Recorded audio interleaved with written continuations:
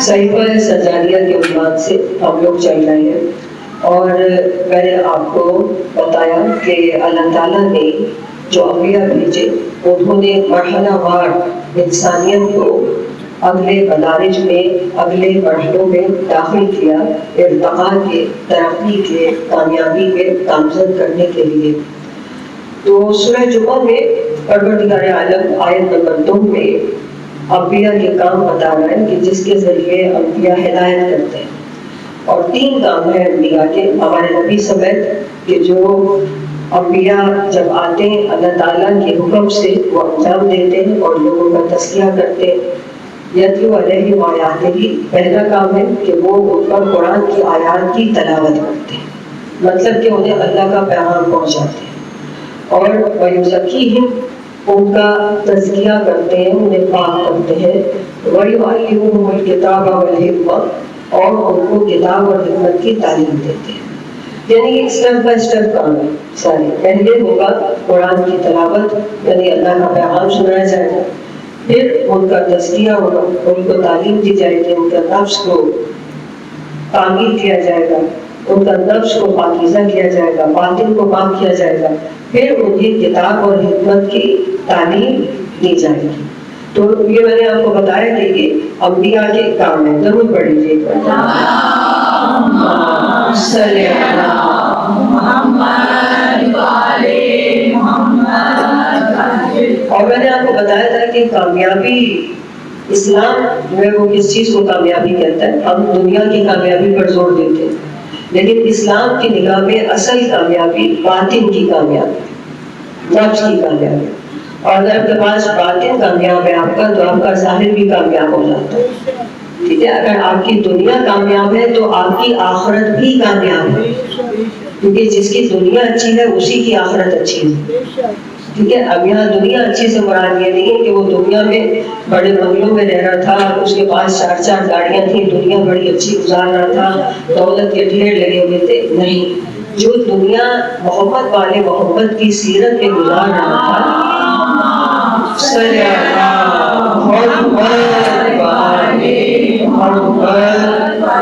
بس یاد رکھیں کہ باطن کی جو پاکیزگی ہے وہ بہت ضروری ہے، اور باطن کی پاکیزگی اس وقت آتی ہے کہ جب آپ آخرت کی طرف متوجہ ہو۔ اس کے لیے آپ کو آخرت کی طرف متوجہ ہونا پڑے گا، آخرت کی طرف متوجہ ہونا ضروری ہے۔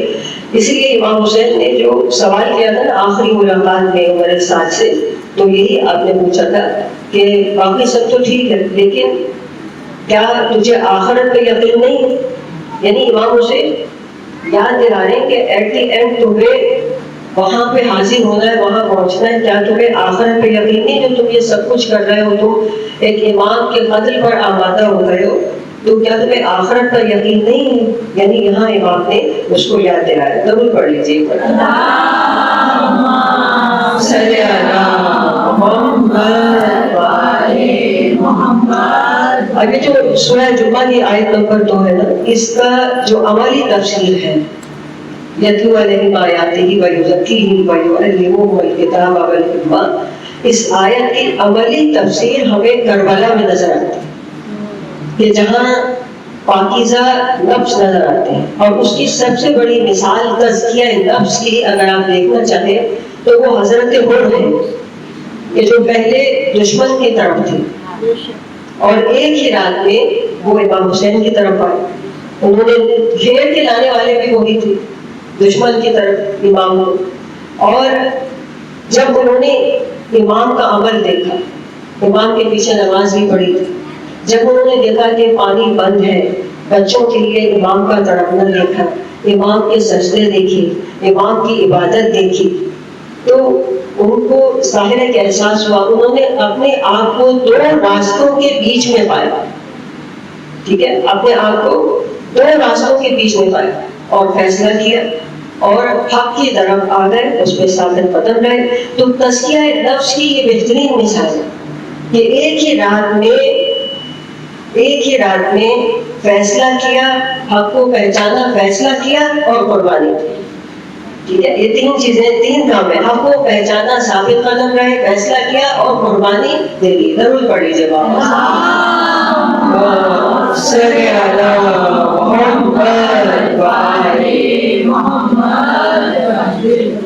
ٹھیک ہے. اب یہاں پر آپ دیکھیے مٹیریل میرے پاس زیادہ ہے, مجھے اس میں سے ٹائم کے مطابق میں آپ کے لیے پوائنٹس نکالنا چاہ رہی ہوں.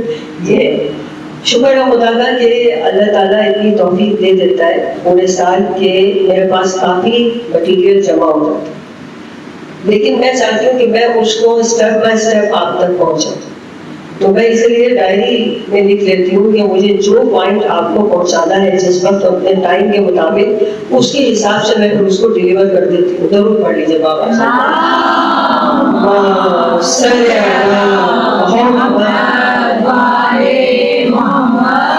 تو یاد رکھیں کہ تزکیہ نفس بہت ضروری ہے. میں دراصل بچیوں کو یہ بتانا چاہ رہی ہوں کہ جو لوگ آگے بڑھنا چاہ رہے ہیں, کامیاب ہونا چاہ رہے ہیں, اب ان بچیوں کا زمانہ ہے, ان کو کامیاب ہونا ہے, ان کو آگے بڑھنا ہے.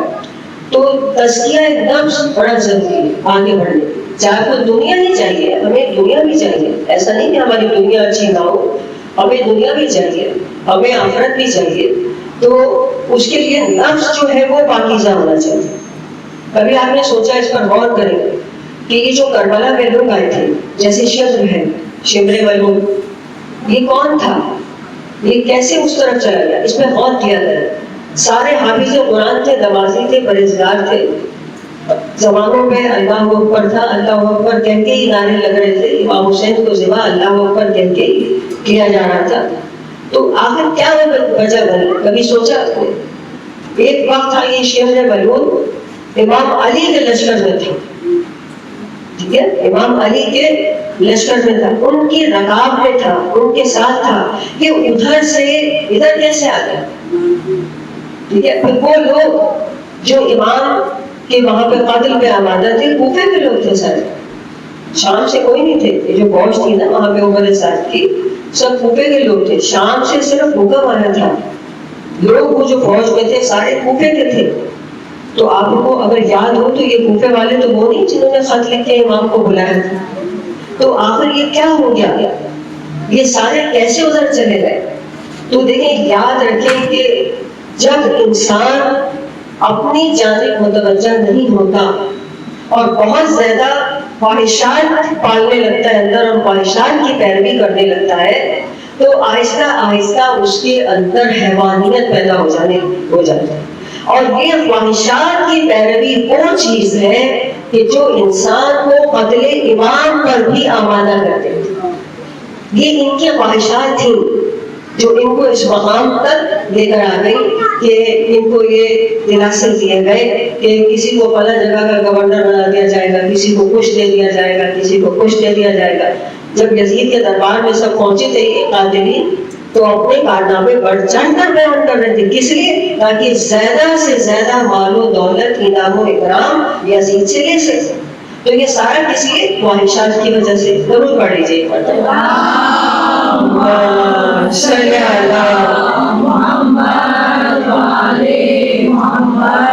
اسی لیے کہ روزہ کس لیے رکھا گیا؟ روزہ اسی لیے آپ کو بھوکا پیاسا, آپ کی بھوک اور پیاس سے خدا کو کیا جانا, ٹھیک ہے. کیوں آپ کو خدا بھوکا پیاسا رکھ کے پریکٹس کروانا چاہتا ہے, حلال کھانے سے آپ کو روکتا ہے. کس لیے روکتا ہے؟ کہ آپ کا جو اندر سے ول پاور ہے نا وہ مضبوط ہو جائے, آپ اندر سے مضبوط ہو جائے, آپ کا نفس جو ہے وہ مضبوط ہو جائے. اب نفس کیوں مضبوط کرنا ہے؟ خاص طور پہ جوان کو اس کی ضرورت ہے کہ اس کا نفس مضبوط ہو, اس کے اندر ول پاور ہو, اس کے اندر برداشت کی قوت ہو, کیونکہ اسے ابھی زندگی میں بہت سے مراحل سے گزرنا ہے, اسے مشکلات سے گزرنا ہے. اور خاص طور پر نفس کو کیوں مضبوط کیا جاتا ہے؟ کیوں مضبوط کیا جاتا ہے؟ کہ جب یہ جوان یا یہ انسان تنہائی میں ہو تو کوئی برا کام نہ کرے, ٹھیک ہے, سمجھ رہے نا آپ لوگ. تنہائی میں جب آدمی ہوتا ہے اس وقت اصل میں پتہ چلتا ہے کہ آپ کو اگر پتہ چلانا نا کہ میرا نفس کس لیول کے اوپر ہے, میں اس وقت کس لیول پہ ہوں, میرا ایمان کتنا مضبوط ہے, اس کا درجہ کیا ہے, میرے اندر میرا ارادہ کتنا مضبوط ہے. مثلا میں نے ارادہ کیا کہ میں اب کوئی برا کام نہیں کروں گی, میں جھوٹ نہیں بولوں گی, میں موبائل پہ کوئی ایسی بات نہیں دیکھوں گی, میں گانا نہیں سنوں گی. اب مجھے چیک کرنا پڑے گا. کیسے چیک کروں گی میں کہ میں کتنی کامیاب ہوں؟ تنہائی میں. جب میں اکیلی ہوگی، کمرہ بند ہوگا، تو پھر میں دیکھوں گی کہ میں کتنے اس کے اوپر عمل درآمد کر سکتی ہوں. پہلے وقتوں میں اگر کسی کو گناہ کرنا ہوتا تھا نا، وہ چھپ چھپا کے کہیں گھر سے باہر جاتا تھا، بہت دور سے جانا پڑتا تھا. لیکن آج کل گناہوں کی پوٹلی سب ہاتھ میں لیے پھر رہے ہیں. ٹھیک ہے، تو اس میں پھر بڑا خطرہ ہے. آپ دیکھیں ماں باپ سمجھ رہے ہیں بچہ کمرے میں بیٹھا ہوا ہے، ہمارا بچہ تو محفوظ ہے، سیف ہے، پڑھ رہا ہے، ماں باپ بڑے خوش ہیں، بچہ ہمارا نہیں پھرتا، کمرے میں بیٹھا ہے. لیکن آپ یہ دیکھ لیں کہ کمرے میں کر کیا رہا ہے، یہ بھی ہمیں نوٹس کرنا پڑے گا. اس کے ہاتھ میں موبائل ہے، دنیا جہان، اب پوری دنیا اس موبائل کے اندر ہے، تو دیکھنا پڑے گا کہ وہ کیا کر رہا ہے. تو بس سمجھ میں آ گیا نا آپ کو کہ نفس مضبوط ہونا، ارادہ آپ کا مضبوط ہونا اتنا ضروری ہے. اگر ارادہ مضبوط ہو گیا، نفس مضبوط ہو گیا، تو آپ سے اچھا نمازی کوئی نہیں ہوگا، آپ سے اچھا عزادار کوئی نہیں ہوگا، آپ سے اچھا سخی کوئی نہیں ہوگا. ٹھیک ہے، آپ سے اچھا روزہ دار کوئی نہیں ہوگا، آپ سے اچھا انسان کوئی نہیں ہوگا.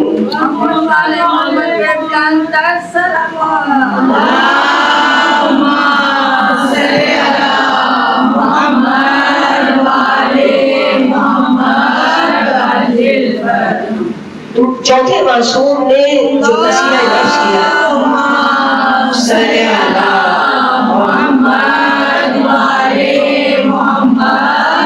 دعاؤں کے ذریعے کیا. دعاؤں کے ذریعے میں نے آپ لوگوں کو، بچیوں کو کہا ہے کہ وہ صحیفہ سجادیہ ضرور انسٹال کریں، اپنے موبائلز کے اندر اس کو رکھیں اور اس کو وقتاً فوقتاً اس کو پڑھیں. اردو میں ساری دعائیں وہ موجود ہیں، اپنے موبائل میں اپنے ہاتھ میں رکھیں تاکہ آپ کو پتہ چلے آپ کے معصوم امام کیا کہہ رہے ہیں. تو اس سے ایک فائدہ یہ ہوگا کہ ان کی دعا ہمارے لیے چلے. جب ہم وہ پڑھیں گے ان کی دعا ہمارے لیے چلے گی. ہمیں دعاؤں کی بہت زیادہ ضرورت ہے، ہمیں ہمارے بچوں کو دعاؤں کی بہت زیادہ ضرورت ہے. بچیاں کہہ سکتی ہیں کہ مولا میں اس حاجت کے لیے پڑھ رہی، کہہ دیں آپ. ٹھیک ہے، وہ سن لیں گے. صحیفہ سجادیہ کھولیں، پڑھنا شروع کریں اور کہیں کہ مولا میں اس حاجت کے لیے پڑھ رہا ہوں، میری یہ خواہش ہے کہ پوری ہو جائے، مولا مجھے یہ کامیابی مل جائے، مولا مجھے یہ نعمت مل جائے. تو آپ دیکھیں گے انشاءاللہ ممبر سے بات جا رہی ہے، انشاءاللہ تعالیٰ آپ کی حاجت بھی پوری ہوگی، آپ کو سکون بھی ملے گا. تو چوتھے معصوم نے دعاؤں کے ذریعے تزکیہ نفس کیا، دعاؤں کے ذریعے. اور 6 صدی ہجری میں یعنی 600 ہجرا، اب یہ چل رہا ہے 1447، ٹھیک ہے، یعنی 1447 ہجری، 600 ہجری میں صحیفہ سجادیہ کو 2 ٹائٹل مل چکے تھے. ٹھیک ہے، 2 ٹائٹل مل گئے تھے، زبور آل محمد، انجیل اہل بیت.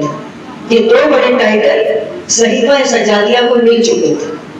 کہ زبور آپ کو پتا ہے نازل ہوئی حضرت داؤد، یہ دعاؤں کی کتاب ہے. زبور خدا نے ظاہر ہے کہ لکھوائی ہوگی جو کچھ بھی ہے، لیکن یہ جو کتاب ہے صحیفہ سجادیہ، یہ بھی الہامی کتاب ہے. امام پہ الہام ہوتا ہے، وہی اگر نہیں ہوتی تو الہام ہوتا ہے. جیسے رسول خدا نے یہ فرمایا کہ وما ينطق عن الهوى ان هو الا وحی یوحی، کہ میں وحی کے بغیر کلام نہیں کرتا، تمہارا رسول وحی کے بغیر کلام نہیں کرتا. تو آپ نے فرمایا کہ انی منہم وانا منہم، کہ یہ اہل بیت جو ہے وہ مجھ سے ہے، میں ان سے ہوں. ٹھیک ہے، اہل بیت مجھ سے ہے، انہم منی وانا منہم، آل محمد مجھ سے ہے، میں ان سے ہوں. جب میں وحی کے بغیر کلام نہیں کرتا تو جو میری آل ہے وہ بھی الہام کے بغیر کلام نہیں کرتی. وحی اب نازل نہیں ہوگی، وحی کا چیپٹر ختم ہوگا. وحی کس کو کہتے ہیں کہ جو فرشتہ لے کر آ رہا ہے، باقاعدہ ایک اس کا پروٹوکول ہے، وہ فرشتہ لے کے آ رہا ہے، خدا کا پیغام فرشتے کے ہاتھ آ رہا ہے اور وہ جبرائیل لانے والے. اور الہام کسے کہتے ہیں کہ خدا آپ کے دل میں کوئی بات ڈالتا ہے، خدا آپ کے دماغ میں کوئی بات ڈال دیتا. اب یہ تو ہم آپ جیسے جو مومنین ہیں ان کے لیے بھی کہا گیا کہ وَأَلْهَمَا فُجُورَهَا وَتَقْوَاهَا. ٹھیک ہے، تقویٰ سے پہلے الہام کی منزل ہے. خدا جب کسی کو متقی بناتا ہے نا تو پہلے اسے الہام کرتا ہے، یعنی پہلے ہدایت اس کے دل میں ڈالتا ہے، پھر وہ متقی بنتا ہے. جب متقی کا لیول یہ ہے تو امام المتقین کا عالم کیا ہے.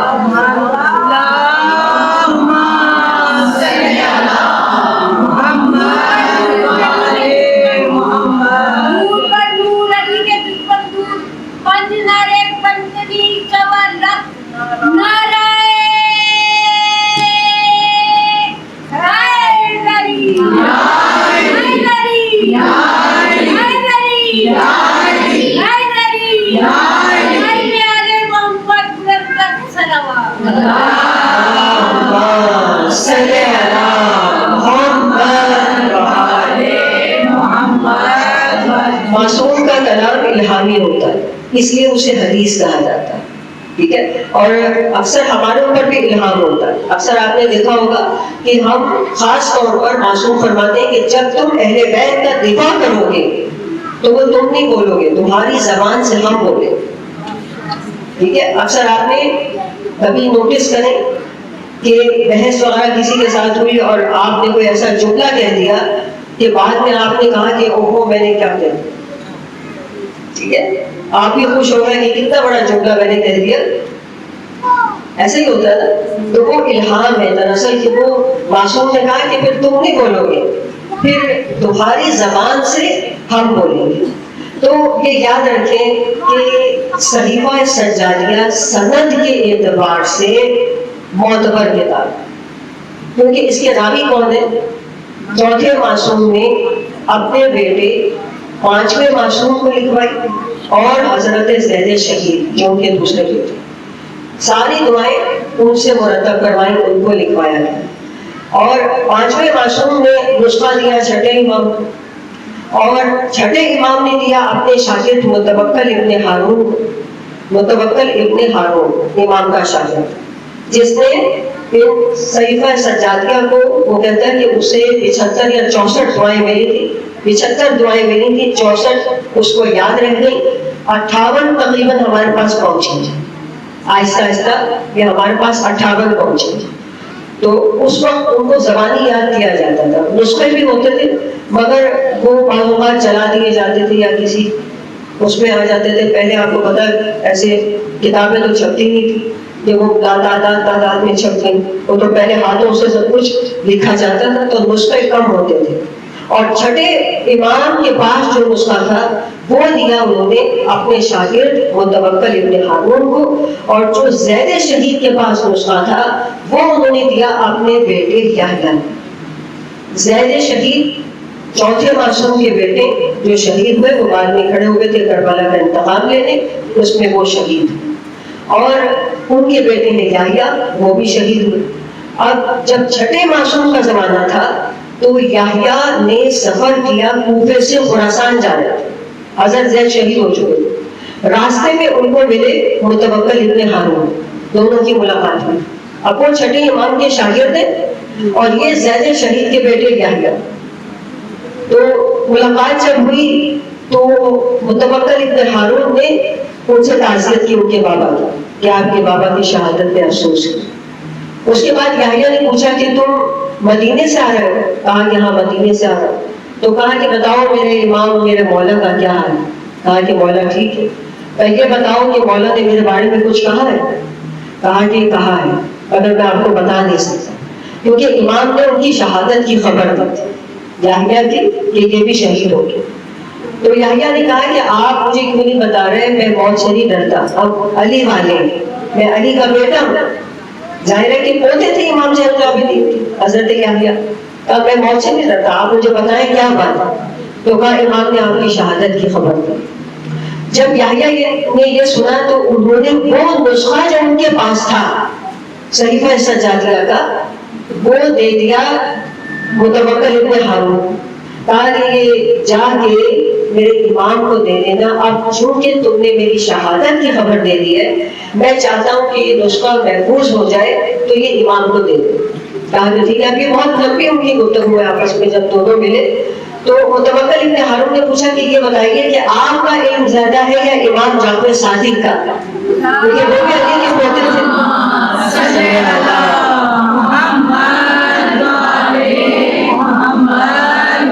तो याह्या ने जवाब दिया कि इल्म हम सब अहले बैत के पास है, सबके पास है, मगर फर्क ये है कि जो हम जानते हैं वो भी जानते हैं, यानी इमाम वो भी जानते, जो मैं जानता हूँ वो भी जानते हैं, लेकिन जो वो जानते हैं वो हम नहीं जानते, क्योंकि इल्म उनका इल्म खुदा से मुत्तसिल है, वो इल्म लदुनी के मालिक है।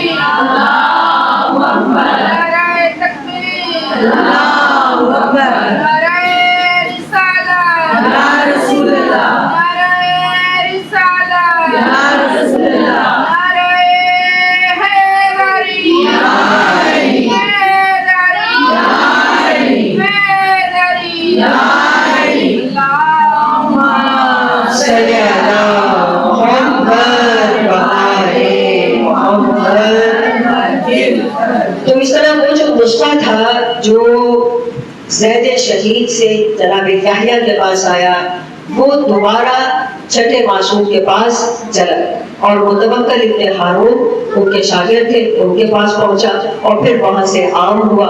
تو کسی شاعر نے کہا ہے کہ پڑھ کر کھلا یہ راز، پڑھ کر کھلا یہ راز، پڑھ کر صحیفہ سجا دیا، پڑھ کر کھلا صحیفہ سجا دیا یہ راز، پڑھ کر کھلا صحیفہ سجا دیا یہ راز، ممکن نہیں خدائی میں تمثیل اہل بیت۔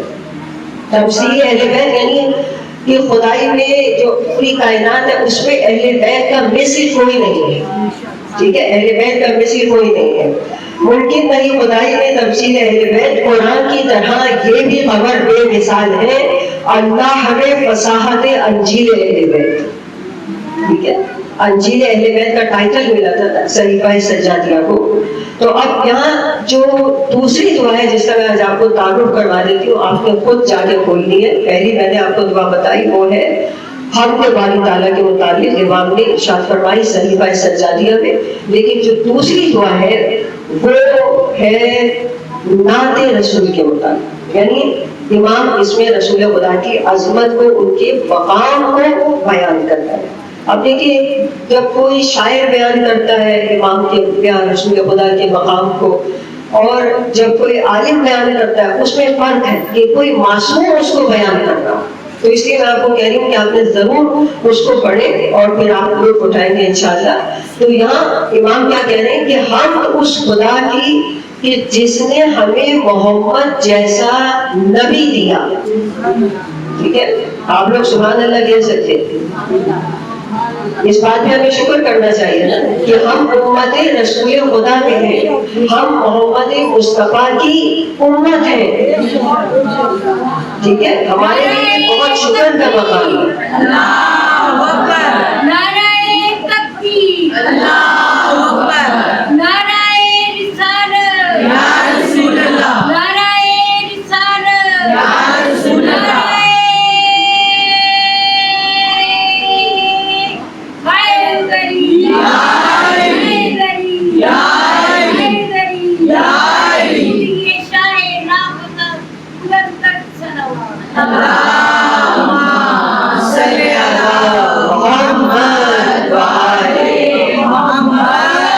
اس کا احساس ہمیں ابھی نہیں ہو رہا، قیامت کے دن ہوگا۔ اور وہ کیسے ہوگا کہ جب سارے نبیوں کی امتیں آنی ہوگی نا، اور اس وقت آپ کو پتہ چلے گا کہ جب امت محمدی آئی، اس وقت آپ کو اپنی برتری، اپنی سرداری کا احساس ہوگا، یہ جب وہاں اعلان ہوگا کہ امت محمد آئے۔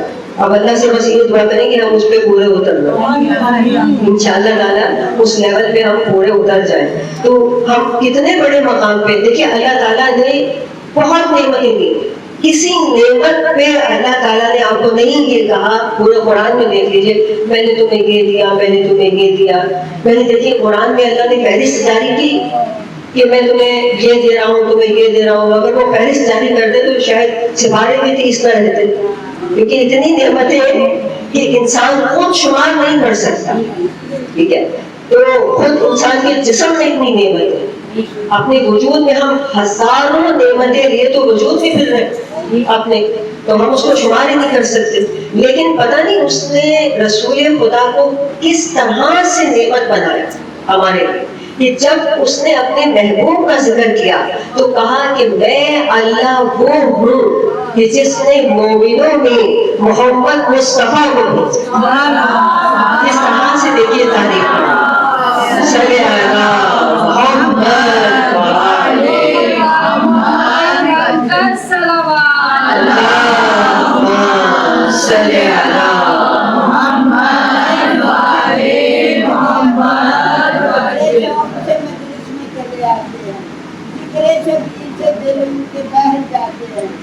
بڑے زور سے نعرہ لگاتے ہیں، کبھی تھکتے جو معیت میں ہے، جبکہ جلال آتے ہیں، نعرہ حیدری حیدری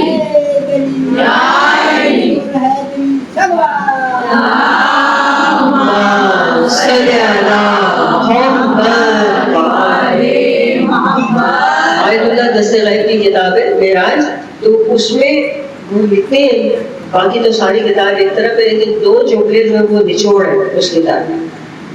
تو انہوں نے کہا کہ پیغمبر کو جو معراج ہوئی تو اس میں پیغمبر کے لیے کوئی بڑی بات نہیں تھی. معراج میں نے ترقی، انہوں نے کہا مطلب جو ظاہر ہے کہ خاتم النبیین ہو، خاتم النبیین ہے، جو اللہ کا محبوب ہے. اب آپ بتائیں کہ اس سے اوپر کوئی بات ہے کہ جو اللہ کو محبوب ہے بات ہی ختم ہو جاتی ہے؟ کوئی ترقی کی اور کوئی ترقی کا چانس ہے کہ جہاں خدا یہ کہہ دے کہ یہ میرا محبوب ہے تو اس سے تو آگے کچھ نہیں ہے. تو کہا پیغمبر کے لیے تو کوئی معراج نہیں، کوئی ترقی نہیں. 500 مرتبہ سے زائد ہو تو معراج ہوئی، پیغمبر جاتے رہتے. تو پھر معراج تھی کس کی جو معراج کہا گیا؟ کسی کی معراج تو تھی نا جو معراج کہا گیا اسے.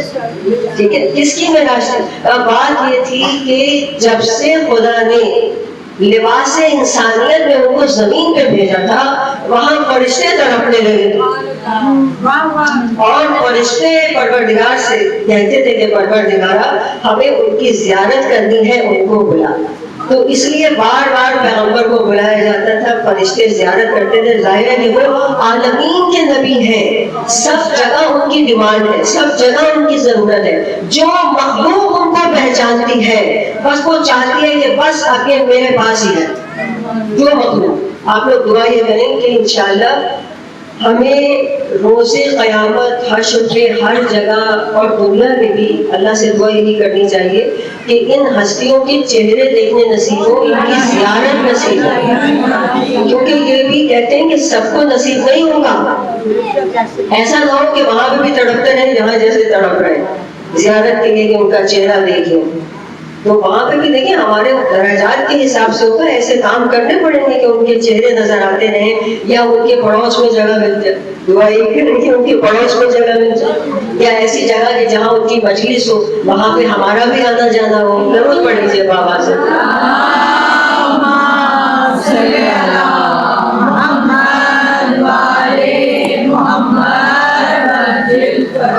تو بس یہ بڑی قیامت کے دن. اور امام حسین کی جو شہادت ہے نا اس کا اثر صرف آپ ہی لوگ نہیں لیتے، صرف آپ ہی گریہ نہیں کرتے. امام حسین کی شہادت پہ جانوروں نے بھی گریہ کیا، پرندوں نے بھی گریہ. جب امام کی شہادت ہوئی تو ایک کبوتر نے دیکھا کہ امام شہید ہو گئے. وہ گیا ایک باغ میں جہاں اس کے ساتھی چہچہا رہے تھے، خوش تھے. جا کے اس نے کہا کہ تم لوگ اپنی خوشخبریوں میں مصروف ہو، تمہیں پتا ہے کیا ہوا؟ کہا کیا ہوا؟ اس نے کہا کہ زہرا کا لال مارا گیا. کہا کون؟ کہا حسین. اب آپ سمجھ رہے ہیں یعنی کائنات کی ہر شے امام کو پہچانتی. کہا حسین مارے. اب جب سب نے سنا کہا کہاں مارے گئے؟ کہا کربلا میں مارے. اب یہ سارا ہال کا ہال اڑا کربلا، دیکھا حسین کا خون بہنا، گر کے تڑپنے لگے، لوٹنے لگے خون پہ. پرندے تھے انہوں نے ایسے ہی قرصہ دینا اور امام کے خون میں لوٹنے لگے، اپنے پروں کو ترک کیا. ایک پرندے سے دوسرے نے کہا تو کہاں جا رہا ہے؟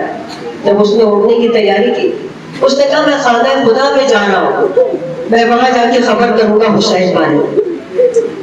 دوسرا بھی تیار ہوا، اس سے پوچھا کہاں جا رہا ہے؟ کہا میں روزہ رسول پہ جا رہا ہوں، وہاں جا کے خبر کروں گا، رسول خدا کو پرسان دوں گا حسین مارے. تیسرا پرندہ اس سے پوچھا، کہا میں نجف جا رہا ہوں، علی کو خبر کروں گا. چوتھے نے کہا میں فاطمہ کی خبر پہ جا رہا ہوں، وہاں جا کے پرسان دوں گا، بیوی کو اپنی خبر کروں گا. میں کہوں گی اے پرندوں تم سب جگہ جانا لیکن مدینے نہ جانا، فاطمہ سغرا کے گھر مت جانا، اس لیے کہ وہ بچی ہر روز اپنے بابا کی سلامتی کی دعائیں مانگے. تو ازاداروں جانوروں پہ بھی اثر تھا. بعد کربلا جب کسی نے امام سے پوچھا کہ مولا ذوالجناح نے جب امام کو اس کی پشت سے امام زمین پر آ گئے تو وہ امام کی طرف چکر کاٹا، ایسے اس نے طواف کرنا شروع کر دیا. ذوالجناح نے امام کے لیے ایسے طواف کرنا شروع کر دیا. تو پوچھا مولا سے مولا کیا وجہ تھی، اور ہل نہ رہا ہے، کچھ کہہ رہا ہے، آوازیں نکال رہا ہے. اب ظاہر ہے کوئی لوگ تو سمجھتے نہیں تھے کیا کہہ رہا ہے. تو لوگوں نے امام سے پوچھا کہ مولا کہا جاتا ہے کہ اس طرح سے ہلا رہا تھا، بول رہا تھا، کیا کہہ رہا تھا، یہ تو آپ ہی بتا سکتے.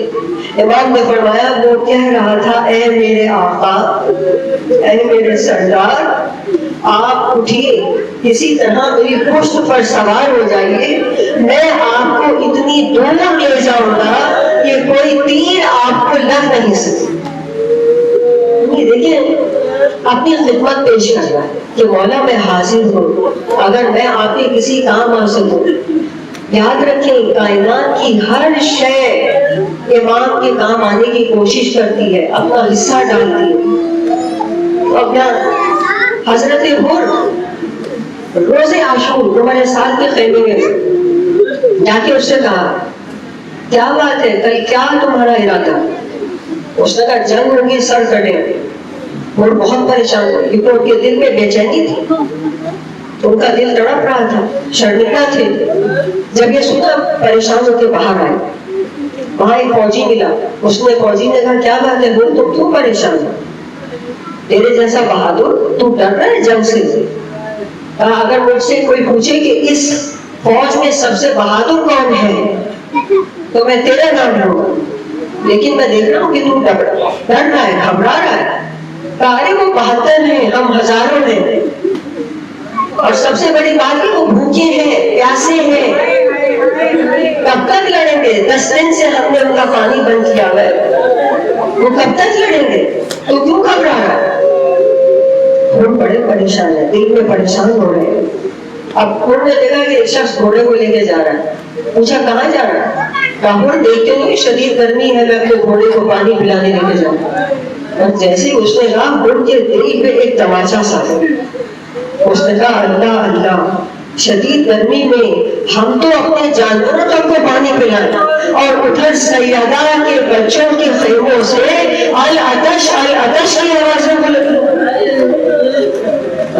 جزاکم ربکم، خدا بند عالم آپ کی توقعات میں اضافہ کرے. دعا مانگا کریں کہ پروردگارہ بیوی سے بیٹھ کے دعا مانگا بیوی مجھے آنسو دیجیے، مجھے گریہ کی توفیق دیجیے. کوشش کیا کریں کہ گریہ کر کے جائیں، گریہ کر کے اٹھے، چاہے ایک آنسو مچھر کے پر کے برابر نکالیں. اور یہ کب ہوگا؟ جب ہم متوجہ ہوں گے تو گریہ ہوگا. اپنے ذہنوں کو متوجہ کیا کریں کربلا کی طرف. اب ہم نے ارادہ کر لیا، ہم نے کہا میں اپنے رک سکتا، بھائی نے کہا میں بھی چلوں گا، میں بھی معافی مانگوں گا حسین سے. غلام نے کہا میں بھی چلوں گا، بیٹے نے کہا میں بھی چلوں گا. انہوں نے کہا میری آنکھوں پہ پٹی باندھ دو، میں مجرم ہوں، میرے ہاتھ باندھ دو، میں اپنے امام کے سامنے ایسے جاؤں گا. اب یہ قافلہ چلا. ادھر حسین نماز فجر پڑھنے کے بعد زمین کربلا پہ بیٹھے. ایک مرتبہ آواز دی حبیب عباس اکبر ادھر آؤ. سب آئے کہ دیکھو ہمارا مہمان آنا ہے. عباس کو بول کے بھائی کا استقبال کرو. اب دیکھیے میرے مولا کی کرم نوازی دیکھیے. حبیب تم بول کا استقبال کرو، علی اکبر تم بول کے بیٹے کا استقبال کرو، اور حسین خود بول کے غلام کا استقبال کرو. اب کسی تعجب کی بات پہ جیسے ہم کہہ دیتے ہیں اللہ اکبر. کہا بیٹے کیا ہوا، کیا کس بات پہ تمہیں تعجب ہوا؟ کہا بابا کیا بتاؤں، شہزادہ علی اکبر استقبال کے لیے آ رہا ہے.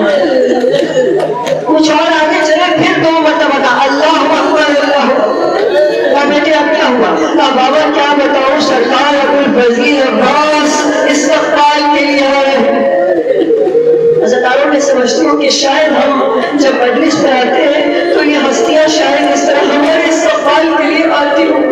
ہمیں پتہ نہیں چلتا کہ کب حسین ہمارا استقبال کرتی کب فاطمہ ہمارا استقبال کرتی ہے، ہمیں نہیں پتہ چلتا. ہم بے خبر ہے اس سے. ایک مرتبہ ان کے بیٹے نے زور سے کہا اللہ اکبر. کہا بیٹے اب کیا ہوا؟ کہا بابا کیا بتاؤں، حسین خود استقبال کے لیے. انہوں نے اپنے ہاتھ میں دوڑ کے قدموں پہ گرایا. کہا مولا مجھے معاف کر دیجیے. حسین نے سینے سے لگا لیا، رونے لگے. کہا مولا کیوں رو رہے؟ کہا جب تو دشمن بن کے آیا تھا میرے پاس پانی تھا، آج جب تو مہمان بن کے آیا میرے پاس تو بوند پانی نہیں کہ تجھے مہمان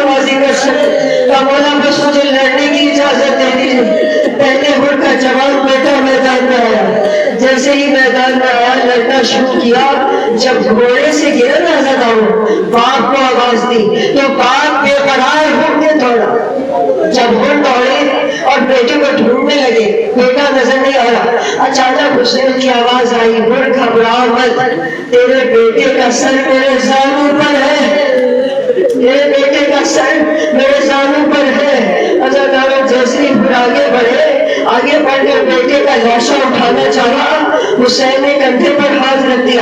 وہ کیا کر رہے ہو؟